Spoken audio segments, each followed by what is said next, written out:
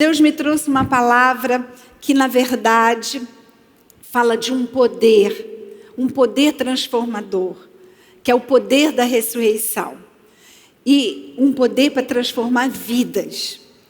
E a maioria das pessoas hoje, elas estão bastante interessadas em mudança. Você pode ver isso no natural. No natural, as pessoas procuram uma dieta, procuram uma academia, procuram uma plástica, elas querem mudança. No emocional, muitos homens, eles ficam querendo ser menos fracos em alguma área, mais confiantes em outra, então eles procuram cursos de autoajuda. Algumas mulheres procuram psicólogo porque elas querem mudança, são muito ansiosas e vivem uma vida estressada e querem uma vida mais tranquila. Enfim, no modo geral, as pessoas andam atrás de uma mudança. Mas o que eu quero falar nessa manhã é sobre uma mudança interior. É algo mais que vai mais profundo. E eu tenho uma boa notícia para você. O cristianismo, ele oferece esse poder. Você pode dizer amém? O cristianismo oferece o poder de que você precisa para mudar. É o poder da ressurreição. O poder que ressuscitou Jesus dentre os mortos. Nós, cristãos, cremos na ressurreição. Senão seria vã a nossa fé. A gente crê que Jesus ressuscitou e a gente crê que nós um dia ressuscitaremos com Ele. E a gente crê nisso e entende que esse poder, ele é trazido no Evangelho, quando é um Evangelho genuíno, pregado, isso provoca mudanças naquilo que você precisa, mas mudanças de dentro para fora. Não algo que você muda na sua aparência, mas é algo no seu interior. E se a gente quer crescer, quem aqui quer crescer? Todos nós, não é mesmo? Se você quer crescer, você precisa mudar. Até no natural é assim. Uma criança, você vê, é um bebezinho, ela, no primeiro ano de vida ela sofre tantas transformações. Depois ela fica com aparência já de criança. Depois, na adolescência, então, mudanças físicas acontecem, hormonais. Crescer exige que a gente mude. E Efésios fala isso para a gente, na parte espiritual. Efésios fala que a gente precisa ser edificado pelos ministérios da igreja para alcançarmos a estatura de Cristo, para crescermos e nos tornarmos como Cristo. Depois você também vê em Coríntios que ele fala também de deixar de ser menino. Naquele texto que fala sobre o amor. Deixando de ser menino para agora ter maturidade. Então precisamos desse poder, sim, da ressurreição para mudarmos. Precisamos entender que esse poder já está disponível a você. Esse poder já está disponível. E eu queria ver esse primeiro versículo em Romanos 8:11. Que diz assim: se em vocês habita o Espírito daquele que ressuscitou Jesus dentre os mortos, esse mesmo que ressuscitou Cristo dentre os mortos, vivificará também os vossos corpos mortais, o corpo mortal de vocês, por meio do seu Espírito que habita em vocês. E cada vez que você conhece mais e mais a Jesus, Ele te transforma a imagem dele. A gente vê isso lá em Filipenses 3:10. O que eu quero, Paulo disse, é conhecer Cristo. O que eu quero é conhecer o poder da sua ressurreição, tomar parte nos seus sofrimentos e me tornar como Ele, na sua morte, sepultamento e ressurreição. Então, o que você mais precisa querer é conhecer esse poder que transforma. Poder que traz, que vivifica o seu corpo. E ao conhecer a Cristo e o seu poder, mudanças acontecem. Esse poder da ressurreição cancela o seu pecado, cancela o seu passado, seus fracassos. Colossenses 2:14 diz: cancelando o escrito de dívida que era contra nós e que constava de ordenanças, o qual nos era prejudicial, removeu-o inteiramente, cravando-o na cruz. Foram cancelados o escrito de dívida contra você. Então, o teu passado, esse poder tem poder para cancelar. Esse poder também te torna vencedor sobre os problemas. Quem pode dizer assim, graças a Deus, o poder da ressurreição me torna vencedor? Fala comigo, o poder da ressurreição me torna vencedor. Todos temos dificuldades. Todo mundo aqui passa por dificuldades. Mas o verdadeiro problema está em saber lidar com as dificuldades, em saber lidar com os problemas. Quando começamos uma vida com Deus, colocando a nossa vida na mão dele. Umas quintas-feiras atrás eu preguei sobre isso, que Deus está no controle da nossa vida.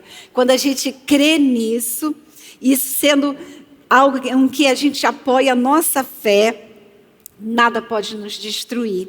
Não importa a situação que você esteja vivendo, Deus pode transformá-la.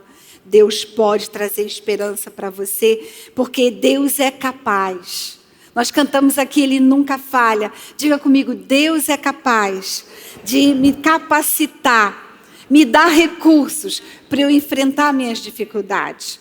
O cristianismo nunca ignorou as adversidades que vêm contra nós, às vezes como um furacão, não é mesmo? E vem, mas Deus nos dá poder para enfrentar cada uma delas, não como uma fórmula mágica, não como algo que você tem que, o cristianismo é um mar de rosas, não. A palavra de Jesus foi, nesse mundo vocês vão passar por aflições, mas tenha de bom ânimo, fique firme na sua fé, não se abale, tenha a paz no seu coração de que tudo está nas mãos de Deus.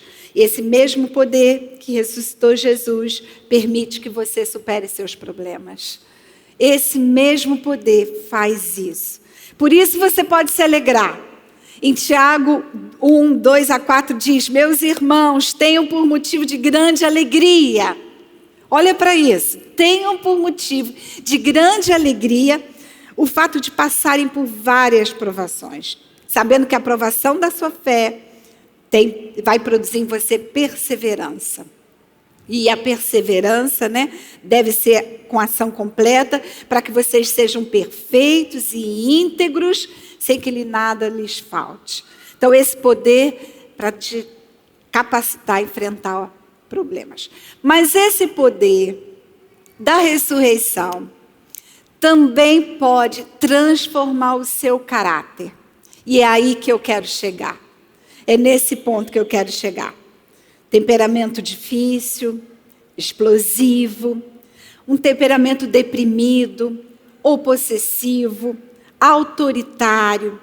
Essas bagagens da velha criatura, que ainda podem estar pegando, precisam ser despojadas. E você se revestir de um novo homem.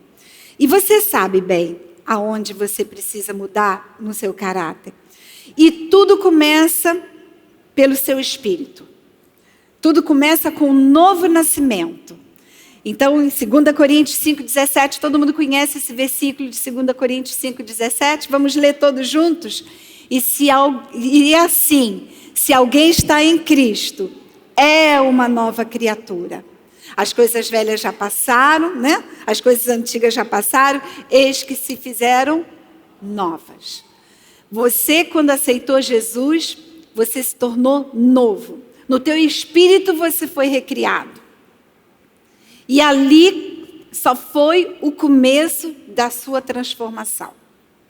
Nesse dia que Jesus entrou na sua vida, começou uma jornada de transformação na sua vida.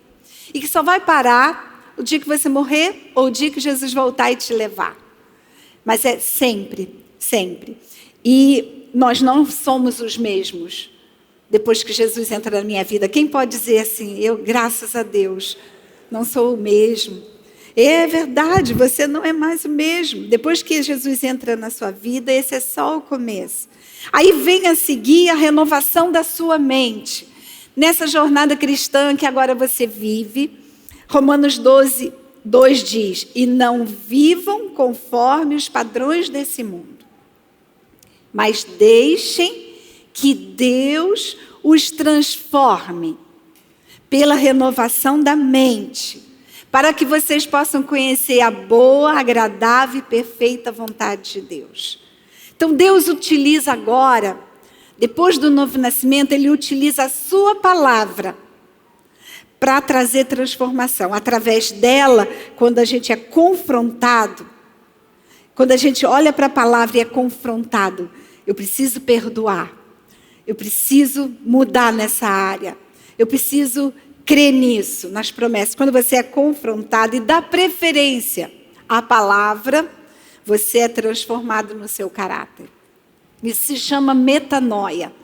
Uma transformação na sua mente, renovação da mente. Toda aquela bagagem de conhecimento que você recebeu da família ao longo dos anos, de tudo da vida, você dá preferência agora aos padrões, aos princípios da palavra, pela renovação da sua mente. E isso é transformação. Isso é transformação. Nós somos também transformados na adoração. Quando a gente contempla, né? Um versículo que está em 2 Coríntios 3:18 diz isso: contemplando a glória do Senhor, somos transformados na sua própria imagem. Quando a palavra de Deus diz que Ele procura verdadeiros adoradores, que o adorem em espírito e em verdade, não é porque Deus precisa da sua adoração. Deus é suficiente em si mesmo. Ele precisa que você seja transformado. Então Ele quer que você fixe o seu olhar nele, que você contemple para que com a adoração você seja transformado. Amém? Amém, igreja? Agora, a transformação que eu quero nessa manhã colocar é a que é feita pelo Espírito Santo, através do fruto do Espírito. O fruto do Espírito está descrito lá em Gálatas 5, 22 a 23, mas o fruto do Espírito é... Eu quero que você leia comigo em voz bem alta. Mas o fruto do Espírito é... Lê comigo: amor, alegria, paz, longanimidade, benignidade, bondade, fidelidade, mansidão e domínio próprio. Contra estas coisas não há lei. Deus nos transforma, produzindo em nós o fruto do Espírito com esses 9 elementos. São 9 os elementos do fruto do Espírito.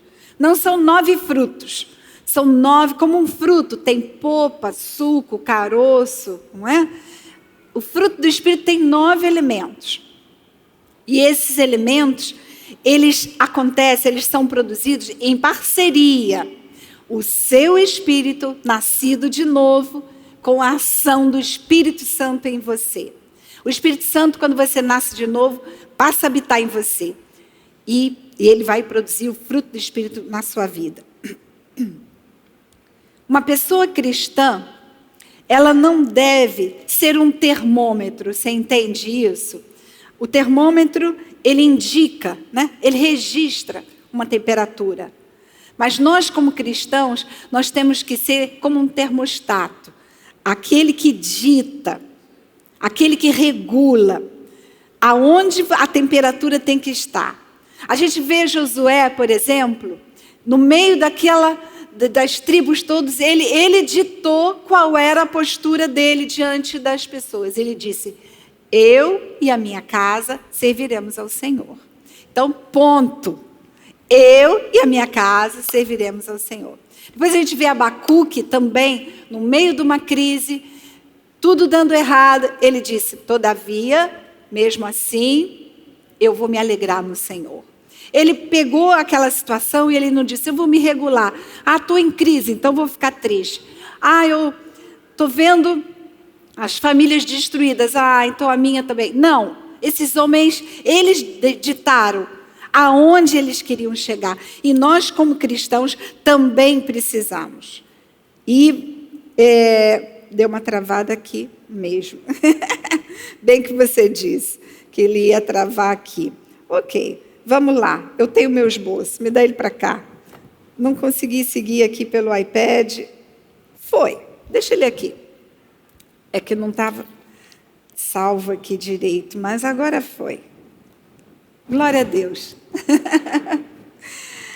Deus é bom demais. O plano de Deus para a sua vida é tremendo. E quando eu falo disso, de que Deus tem um plano para você, porque eu também sei que você é o responsável por ministrar na sua própria vida. Você é responsável de onde você quer chegar. E o que eu queria nessa manhã, na verdade, é falar para famílias. Eu não trouxe uma palavra para as mulheres, eu trouxe uma palavra para a igreja, mas vocês como família. E eu creio que, tanto nisso que eu vi, quando eu estava lendo a carta de Paulo a Timóteo, eu vi ele dizendo o seguinte: eu admiro a tua fé, mas não a que Paulo tinha passado para ele. Eu admiro a tua fé, que começou com os ensinamentos da sua avó Lloyd e da sua mãe Eunice. Depois Paulo só confirmou algo recebido em casa. Você entende? Que Timóteo recebia da avó e da mãe uma fé, ele diz, sem fingimento, uma fé sincera. Então há uma responsabilidade muito grande nossa de querer ser essa pessoa transformada, em primeiro lugar, para a nossa família.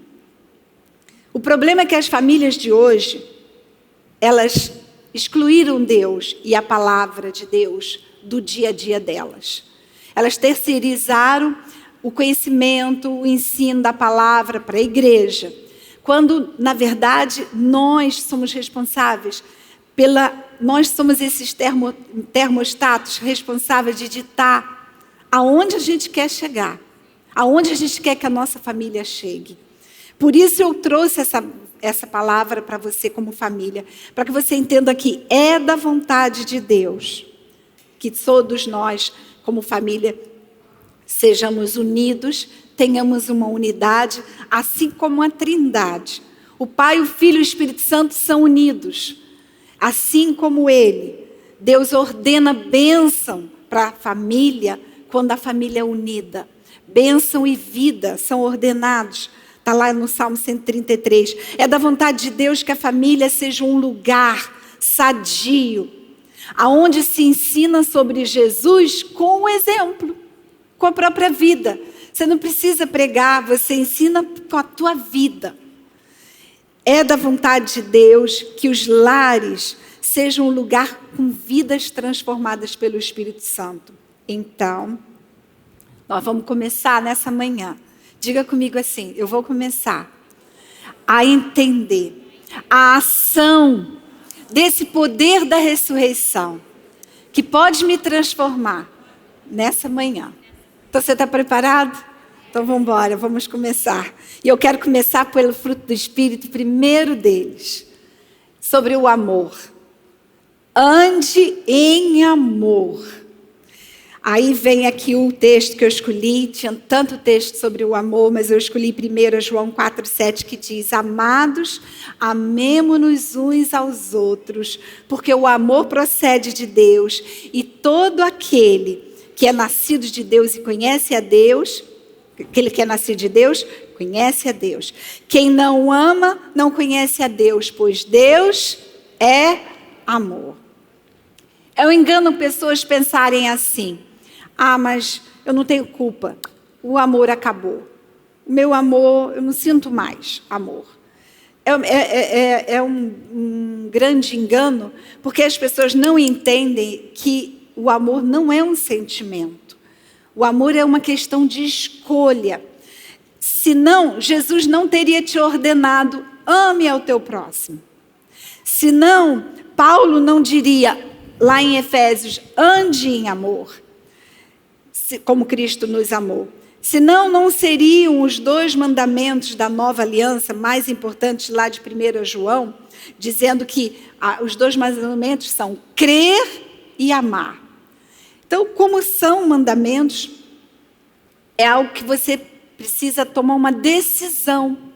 É uma escolha amar.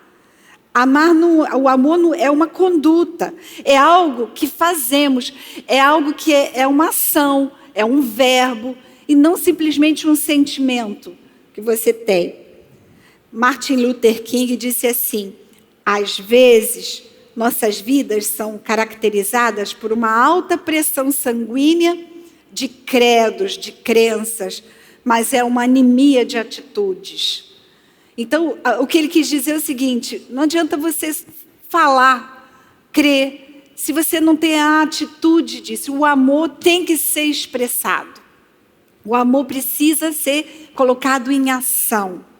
Então, a primeira coisa mais importante que você precisa entender é que você precisa primeiro receber o amor do Pai por você. Saber o quanto você é amado, quanto você é amada. Um amor incondicional, o amor ágape, é o amor que Deus tem por você. Aquele amor descrito em 1 Coríntios é o amor verdadeiro, o amor ágape que Deus tem por você. Quando você tem a revelação do quanto você é amado, você começa a ficar capacitado a amar as pessoas. Então comece com pensamentos de amor, pensamentos que consideram o outro superior a você, que considera o outro dá preferência ao outro. Comece com pensamentos de amor. Não está carregando, não. Ah, coisa boa, o velho papel. Vamos para ele aqui. Então, essa é a conduta que você precisa ter. Primeiro, começar com os seus pensamentos. Depois, haja em amor. Não espere sentir. Não espere sentir, expresse amor. Se preciso for, use as 5 linguagens do amor. Servir é uma atitude de amor. Ter tempo de qualidade é uma atitude de amor. Elogiar com palavras é uma atitude de amor. Ou presentear. E, por fim, fazer carinho. Fazer afeto, ter afeto. São linguagens do amor. Utilize elas. Ame pela fé. Ame pela fé. Não espere o sentimento entrar. Comece já a falar, a pensar, a esperar o melhor. E há uma regra de ouro: faça com os outros o que você quer que façam a você. Quando você tem essa regra na sua vida, não tem erro. E o Espírito Santo, esse poder da ressurreição, é uma fonte inesgotável de amor para você. É uma fonte inesgotável. Ele tem sempre novas reservas. Quando você pensar o amor esgotou, não. Se você está ligado à fonte, se você tem o Espírito Santo em você, ele é uma fonte inesgotável. E sabe o seguinte, o que eu tenho visto ao longo do meu ministério, é que a maioria dos problemas familiares, problemas da vida que as pessoas trazem, na verdade, não é uma base espiritual. A raiz não foi espiritual. Né? A pessoa, ela acha que não é espiritual, na verdade. Não é nada emocional, nem é nada relacional. É algo espiritual. Quanto mais de Deus você tiver, mais isso vai afetar o seu emocional e o seu relacional. Pessoas que têm dificuldades no relacionamento precisam mergulhar no amor de Deus, saber o quanto são amadas, entender que a fonte, que é Deus, está ali para fornecer tudo o que você precisa. O seu problema nem é emocional, nem relacional, é espiritual. Creia no amor de Deus, viva esse amor, busque dele esse amor, e você vai obter. Quanto mais você sabe que é amado, essa revelação, mais capacitado a amar. Decida alegrar-se. Se decida alegrar. Então, a alegria também é uma decisão? Sim. A alegria é uma atitude, é uma escolha. Abacuque disse isso: ainda que tudo esteja ruim, todavia, mesmo assim, eu vou me alegrar, eu darei graças. A nossa alegria tem que ser independente das circunstâncias, porque, na verdade, ela é uma força. A alegria do Senhor é a nossa força. Então, a alegria não é porque as coisas vão bem. A alegria não é algo que é circunstancial, mas é algo que é uma força dentro de mim. Ela não é uma força de vontade, simplesmente. Ela é fruto do Espírito. A alegria é fruto do Espírito. Romanos 12:12 diz: alegrem-se na esperança. Vocês podem se alegrar na esperança. Amém? Pacientes, sejam pacientes na tribulação. Também nos gloriamos nas tribulações. Nos alegramos na tribulação, sabendo que a tribulação produz perseverança. Então a alegria vem de um coração grato, de um coração esperançoso, de um coração pronto a servir o outro. Sabia que você enche seu coração de alegria quando você serve alguém? O fato de você servir pessoas, isso traz uma força, uma alegria. Então, faça essa escolha de se alegrar, mesmo quando as coisas não vão bem. Eu vou me alegrar, eu vou me gloriar, eu vou exaltar o meu Deus, porque eu tenho esperança, eu sei que Ele cuida de mim, eu sei que Ele nunca falha, eu sei que Ele vai me colocar num lugar de vencedor que eu sou, por isso eu me alegro, amém? Tenha paz num mundo caótico. Todos nós temos estresses, todos nós, todo dia, e o antídoto ao estresse é a paz de Cristo. Paz, nós somos reconciliados com Deus, então estamos com paz com Ele, mas temos também a paz de Deus. Paz com Deus é você estar bem com Ele, e isso Jesus já fez. Através de Jesus, nós estamos em paz com Deus. Mas através de Jesus, nós também temos a paz de Deus. É a paz que foi o primeira herança que Jesus nos deu. Ele disse: deixo-vos a minha paz, não a paz que o mundo dá, mas a minha paz. Então, Jesus tem paz para você ficar sem o estresse. A gente vê o apóstolo Paulo nos dando essa orientação: não andem ansiosos de coisa alguma, sejam conhecidas diante de Deus as suas petições, as suas orações. Então, ore com ações de graça. E a paz de Deus encherá seu coração, guardará sua mente, guardará seu coração. Então, o caminho é esse: bateu a ansiedade, ore. Lança para o Senhor sua ansiedade. Comece a agradecer, dê ações de graça. E então a paz vai entrar. A paz vai guardar sua mente dos dardos inflamados do maligno que trazem medo, dúvida. Essa é a paz. Então, a paz de Deus em nós é dada pelo príncipe da paz. Se Jesus habita em você, você já possui paz. Amém? Você já possui. E a paz com os outros? Paz com Deus, paz de Deus, paz interior e paz com os outros. Romanos 12:18 diz: se possível, no que depender de vocês, vivam em paz com todas as pessoas. Viva em paz com todos. E seja um pacificador, então. Seja alguém que não seja aquele briguento, aquela mulher brigona. Viva em paz uns com os outros. No que depender de você, viva em paz dentro de casa. Não ponha lenha na fogueira. Seja um pacificador.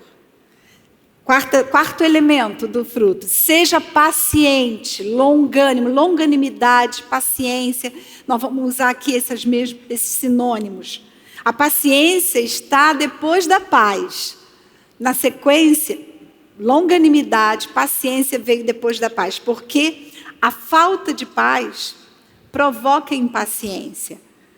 E a gente tem que entender o seguinte: se o fruto é do Espírito, e o Espírito Santo agora habita em nós, essas são as características de Deus.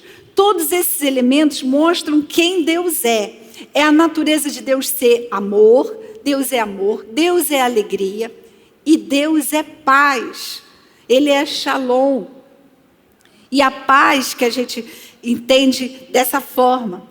E aí a Bíblia vem dizendo que Deus é amor, e em 1 Coríntios diz que o amor é paciente. Então Deus é paciente. Você não conclui isso? Deus é paciente comigo e com você. Ah, Deus é muito paciente comigo. Muitas vezes que eu erro, as mesmas falhas, os mesmos erros, Ele tem um perdão já concedido para mim. Deus é paciente. Então, esse Deus agora que habita em você, Ele é paciente. O amor dele é paciente. Então, o que a gente precisa é se aprofundar no amor de Deus. Quanto mais você se aprofunda no amor de Deus, mais você é paciente com as pessoas, sendo uma pessoa sábia, porque a gente sabe que ninguém é perfeito, todo mundo tem erros, todo mundo tem falhas, e a gente não pode andar aborrecido, impaciente o tempo todo. O tempo todo impaciente, quando as pessoas nos decepcionam, ou quando elas cometem erros. Não, é importante você ser tolerante, andar a segunda milha, caminhar mais um pouco, dar uma nova oportunidade, porque Deus age assim conosco. Então, que você seja essa pessoa paciente, não por uma força de vontade. Eu tenho que ter paciência com meus filhos. Eu tenho... Não, mas que seja fruto na sua vida. E como é que é o fruto? Fruto é igual um resultado. Quanto mais comunhão com Deus você tem, o fruto, o resultado é o amor paciente. Quanto mais você se aprofunda no amor de Deus, mais paciência você tem. Situações difíceis acontecem, que às vezes irritam a gente, deixam a gente impaciente de não ver o resultado. Eu estou nesse problema há muito tempo, eu não vejo a ação de Deus, eu não vejo Deus agir. Pois é, seja paciente, porque quando você é paciente em aguardar, em esperar em Deus, você está demonstrando confiança e fé. Seja paciente em ver Deus agir. Deus está agindo no céu e na terra a seu favor, o tempo todo. A palavra dele diz que ele pensa pensamentos de paz a seu respeito. O tempo todo Deus está trabalhando nos bastidores.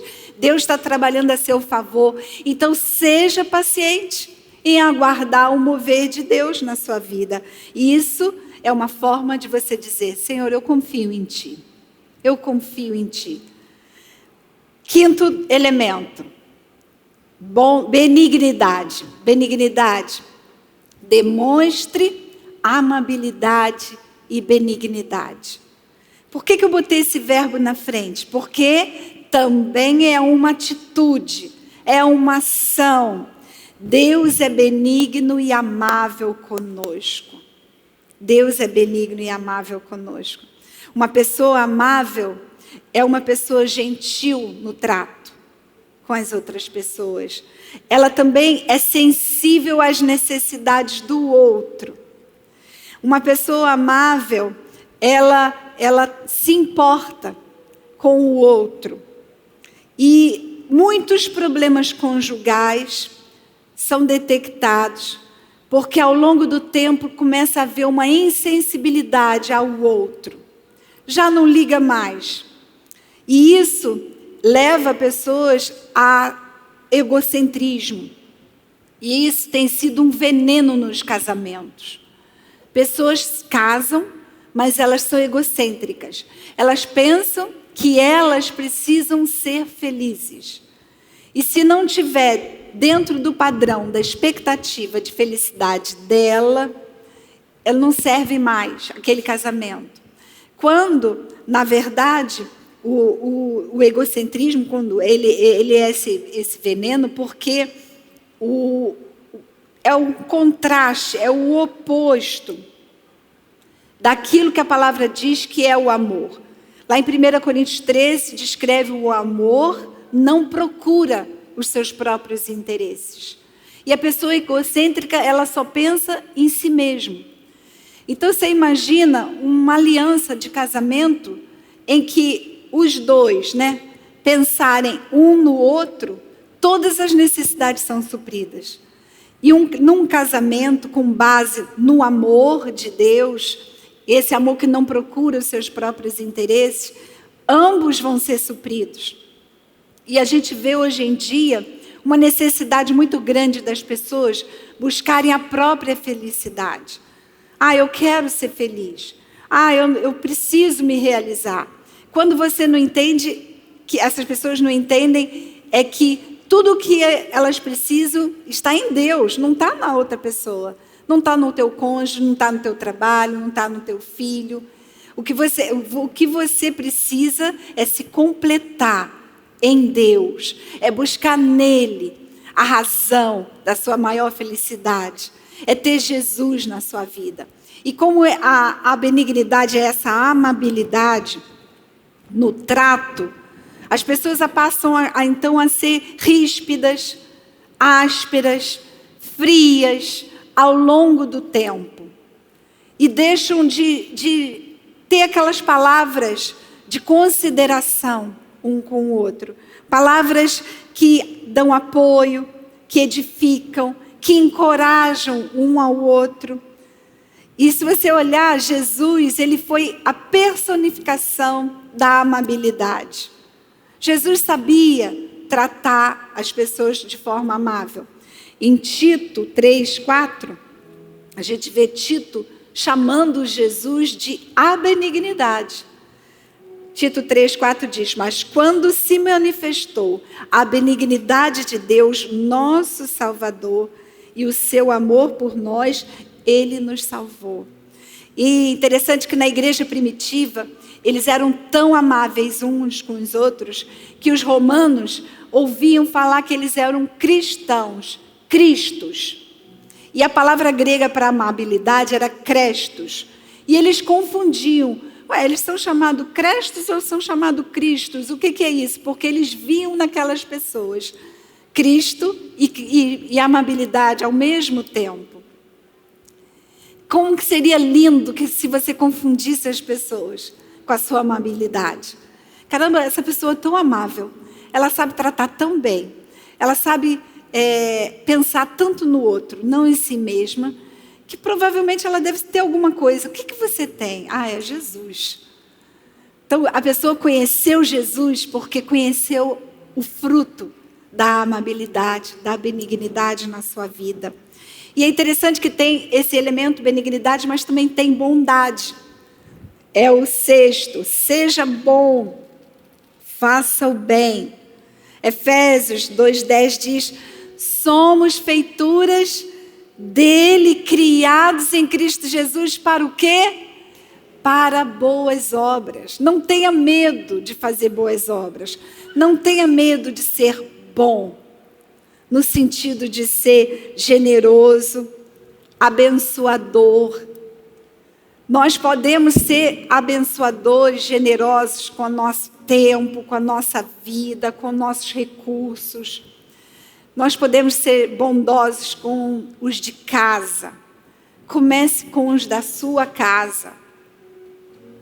Ah, eu vou ser missionário, eu vou ser um pregador da palavra. Pois é, mas precisa você falar de Jesus sem pregar dentro da sua própria casa. A igreja precisa ver casamentos que refletem o que a Trindade é. A Trindade, a gente vê Jesus dizendo assim, que ele só falava o que o Pai falava. Ele só fazia o que o Pai fazia. A gente vê Deus glorificando a Jesus. Esse é meu filho amado. A gente vê Jesus dizendo, vocês vão receber um outro Consolador. Jesus honrando a vinda do Espírito Santo. Essa comunhão na Trindade é para que você traga isso para a sua própria vida. Para que você seja um abençoador de quem tem aliança com você. Não pense que o mundo lá fora vai conhecer Jesus porque você fala em línguas, porque você sobe um monte para orar, porque você sapateia na hora da oração de poder. Não, o mundo quer ver Jesus na sua vida através do fruto do Espírito. Então, ser bom num dia como hoje que a gente vive é algo que precisa ser resgatado. Você tem que deixar fluir isso da sua vida, a produção desse fruto. Seja fiel. Aquele com quem se pode contar. Lucas 16:10-12. Quem é fiel no pouco também é fiel no muito, e quem é injusto no pouco também é justo no muito. Portanto, se vocês não são fiéis na aplicação do que é dos outros, quem lhes dará o que é de vocês? Então, fiel em seus relacionamentos, fiel com os seus recursos. Respeite o seu casamento, respeite os votos que você fez. Lembre-se da aliança de fidelidade. Encare a aliança como uma coisa muito séria. Não banalize algo que Deus compara. Deus compara o amor do marido com a esposa com o amor de Cristo com a igreja. Deus faz muita conexão da aliança que Ele tem conosco com uma aliança de casamento. Então, encare isso com muita autoestima, com muito valor. O mundo não tem esse princípio para te oferecer. É preciso que a igreja reafirme aquilo que é verdade para Deus. Não negocie princípios. Não ensine para os seus filhos coisas que são relativas entre o certo e o errado. Ensine a verdade. O tempo todo. Ensina a criança o caminho que ela deve andar e quando ela ficar velha, ela não vai se desviar. Seja fiel. Venha como pessoa servir a Deus e a casa de Deus. A sua família vai vir junto. Não tem como. Porque você é fiel a um princípio, você é fiel a um valor, que é um valor de eternidade.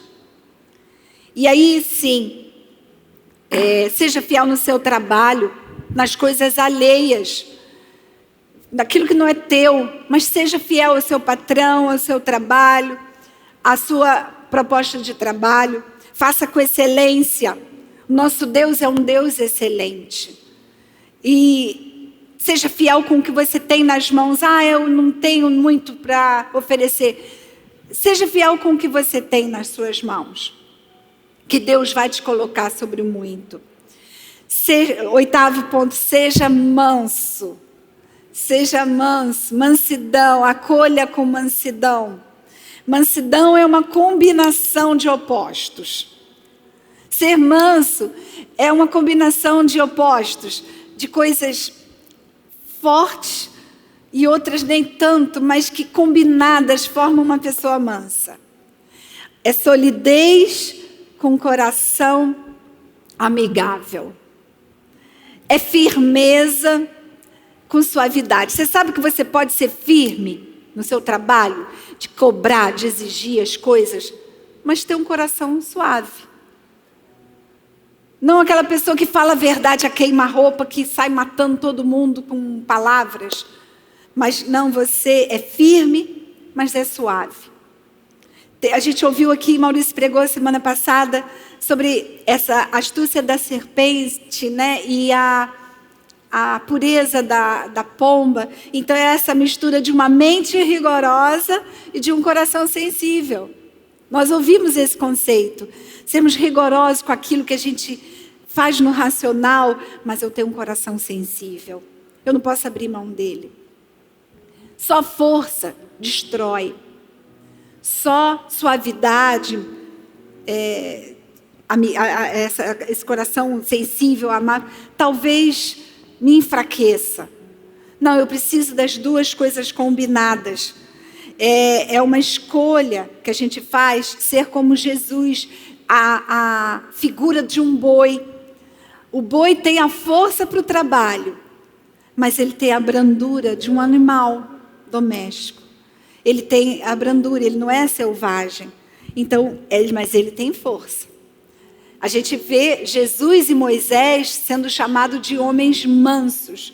E eu não vi Jesus nem Moisés como uma pessoa boba, mas alguém que tinha essa mistura de força e brandura. Esse é um fruto do Espírito que Deus quer que você tenha. A gente vê lá em 1 Pedro, o apóstolo Pedro fala às mulheres assim: tenham um coração manso e tranquilo. Engraçado que ele falou isso para as mulheres. Nós precisamos ter um coração manso e tranquilo. Deus quer isso para a sua casa. A mulher sábia edifica a sua casa com o coração manso e tranquilo. Romanos 15, versículo 7 diz: portanto, acolha uns aos outros, como também Cristo acolheu, esse acolhimento de mansidão. Por fim, o nono elemento do fruto: desenvolva domínio próprio. Desenvolva domínio próprio. É uma força interior desse poder da ressurreição que faz com que você tenha um controle de si mesmo. Que você tenha um autocontrole. Não por um esforço seu, mas pela ação do Espírito. A ação do Espírito Santo. Você precisa primeiro admitir, talvez, que você tem problema de falta de domínio nas áreas como na comida, na bebida, nas palavras, no temperamento, com dinheiro ou com sexo. Então, primeiro admita. Depois, entenda que Deus tem perdão e Deus tem paciência para ver você talvez errar muitas vezes nessas áreas, mas Ele sempre quer que você seja transformado à imagem de Cristo. Então, deixa para trás qualquer erro ou falha nesse aspecto e olhe para Jesus. Ele é quem te inspira. E creia que Ele pode te mudar. Creia que tudo é possível, nós cantamos aqui. E que o nosso Deus nunca falha. Nosso Deus é capaz de transformar a nossa vida. E que você comece com os seus pensamentos. Que você comece lá naquilo que a Bíblia diz, que é onde você tem que levar cativo os seus pensamentos. Pensamentos são transformados em ações, ações repetidas se transformam em hábitos, hábitos formam o seu caráter. Então comece a pensar e agir em amor. Vou pedir ali para colocar isso. Pense e haja em amor. Alegre-se. Receba paz. Demonstre amabilidade. Seja generoso. Mantenha-se fiel. Acolha com mansidão. Desenvolva o domínio próprio. Essas coisas você vai obter pela graça de Deus. Não pelo teu próprio esforço, mas pela graça de Deus. É Ele quem te dá. É a ação do Espírito Santo na sua vida. Talvez você esteja aqui hoje dizendo assim: mas ao invés de amar, eu tenho sido muito desagradável. Talvez você diga assim: eu não tenho vivido em alegria. Eu ando desanimado, deprimido. Talvez você diga: eu não tenho experimentado essa paz que Jesus deu, a paz de Cristo. Eu ando tenso, pressionado pelas lutas da vida. Não tenho sido paciente, tudo me irrita, tudo me aborrece. Bondade, nem pensar, eu sou muito mesquinho para ser uma pessoa generosa. Mansidão, nem tem passado perto de mim. Eu vivo cheio de ira, ressentimento. Talvez você diga: eu nem tenho controle sobre mim mesmo e tenho visto minha vida desmoronar. E aí o versículo que eu quero ler para você, para a gente encerrar, está lá em Tito 2, 11 e 12. Porque a graça de Deus se manifestou, trazendo salvação a todos. Ela nos educa, ela nos ensina, para que, renegadas a impiedade e as paixões mundanas, vivamos neste mundo de forma sensata, justa e piedosa. Se você entender que é pela graça de Deus, é pela graça, não pelo seu esforço. A graça nos ensina. Diz aqui a graça que se manifestou através de Jesus. A graça que hoje está presente através do Espírito Santo que habita em você. Que é uma pessoa. O Espírito Santo é uma pessoa que está dentro de você, querendo te influenciar, querendo ser parceiro na produção desse Espírito, desse fruto do Espírito, para que você seja reconhecido como um discípulo de Jesus. Se tiverdes amor, serão reconhecidos como meu discípulo. Se tiver alegria, se tiver a fidelidade, a mansidão, o domínio próprio, vocês vão ser reconhecidos como meus discípulos.